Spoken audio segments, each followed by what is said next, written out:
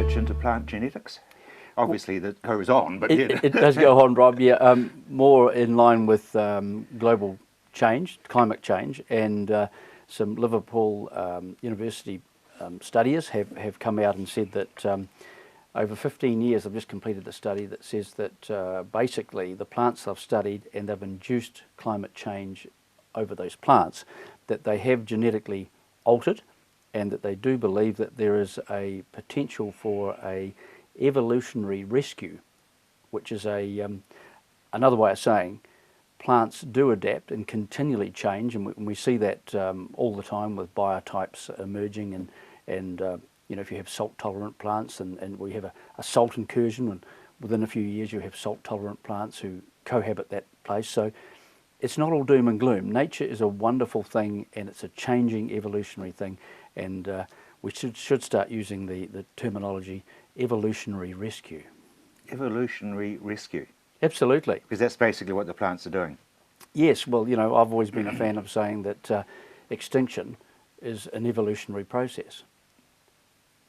And basically I believe it is. Yeah. And you know, the best, or the ones that can adapt to the climate, or changes that, not necessarily just climate, but changes, will survive. And the weaker species, probably you'd say bad design, design fault, design fault, will disappear. Yeah, exactly. And you know, okay, man gets in the middle of it and says it has to rescue everything, but nature's doing it for us if we just allow it and watch it and monitor it. Well, you look at something like possums, and apparently in our New Zealand native forests, because the possums spread so quickly, the plants, I understand, have bred themselves into a toxin which is reducing the numbers and keeping the numbers level. So I know exactly what you're saying. Classic example. Yeah. Changing the subject slightly, humus? Yes, Rob, and this is a natural sort of a thing, that the more humus or organic matter we return to the soil, it improves the soil compounds in terms of its moisture retention and friability, those types of things. And so if we irrigate crops, we grow bigger and better crops and bigger and better root systems. If we fertilise them, we do exactly the same. And if we have that biomass increased each year, we'll return more to the humus to the soil, and therefore it's self-sustaining. If you don't irrigate, if you don't fertilise it, if you say go organic, you are going to get reduced yields, reduced biomass, reduced volumes of humus or nitrogen, organic nitrogen or carbon back to the soil, and it perpetuates itself the other way. And they've actually found in Europe that where yields have stagnated perhaps for up to 20 years, that biomass going back into the soil, or that humus, is slowly and slowly and slowly reducing. And it's almost like a sort of a self-fulfilling prophecy. So keep irrigating, keep fertilising, keep putting it back, look after our carbon in the soil. Now, bees. Bees are one of your best friends, aren't they? They are, and actually they're just emerging at the moment from their winter hibernation, basically, and they're not in very good shape at all. They're I've had a really cold, long winter, and reduced feed, reduced activity, except for the varroa. The varroa are really, really on top of the bees, and the hives are, the spring brood is emerging very, very sluggish, very, very slow, and so they are really looking for some good spring feed to perk them up, cheer them up. Tree lucerne, those types of things, wattles, gorse, those sort of things, to really get them going, because they're under real threat.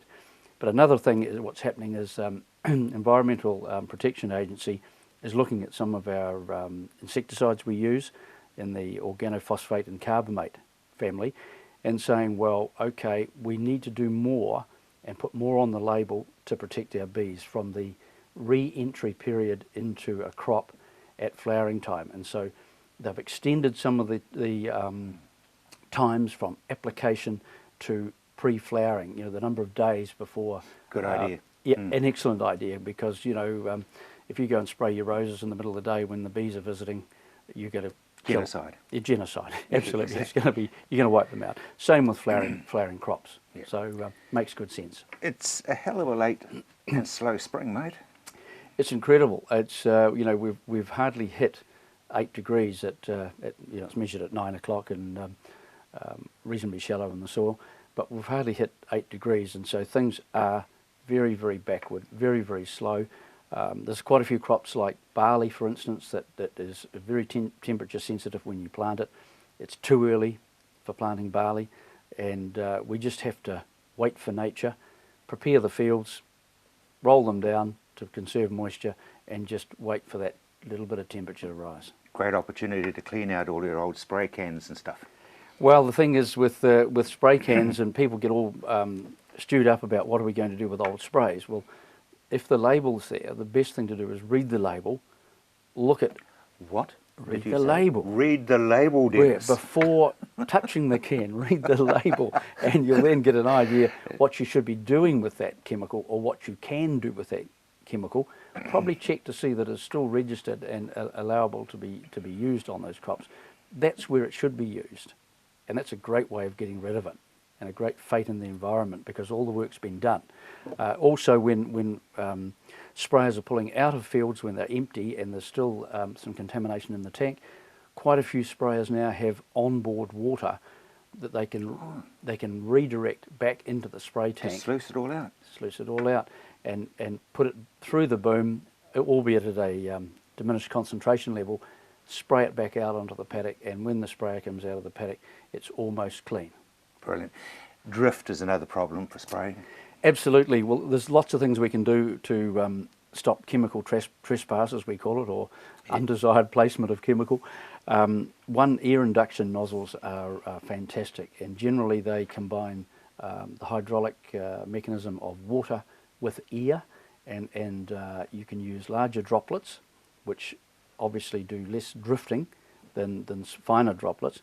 You can lower your pressure when you come close to sensitive areas, and you can lower your boom down closer to the ground. So there's quite a few things you can do. Also, you can use drift retardants if you're really in a sensitive area against sensitive crops. Makes everything heavy, does it? Makes the droplets heavy, or how does that work? Yes, it basically stops the fines coming out of the across the nozzle spectrum. You have coarse droplets and fine droplets. It reduces the number of fines, that they are the ones that will drift away. So it probably makes the droplet size more uniform.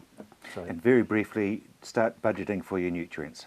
Yes, well, basically nutrient budgeting or oversee, it's quite simple.